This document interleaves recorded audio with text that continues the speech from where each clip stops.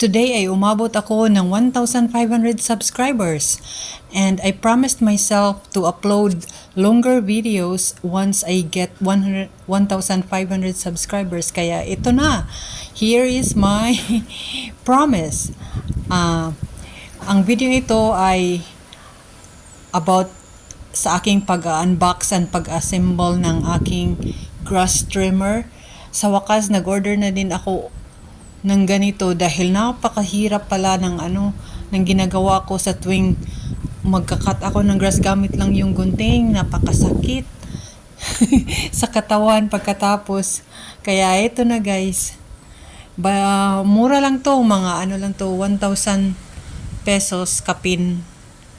1,100, 1,300 something. Binili ko to sa Lazada and ito na siya. Para siyang putol dahil mo pa yan, i-connect mo pa yung dalawang bahagi ng trimmer.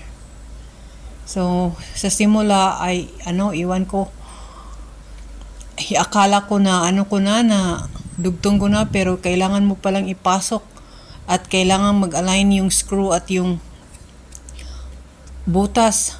At dito ay na-attach ko na itong protector. Madali lang siyang i-attach, meron lang itong isang screw. And yun na nga. And sorry nga pala kung na-bother kayo sa aking kamay dahil ganyan lang talaga yan. At huwag kayong mag-alala dahil bothered din ako. Para akong nagko-close open dyan, oh. Tingnan nyo, close open. Excited kasi ako,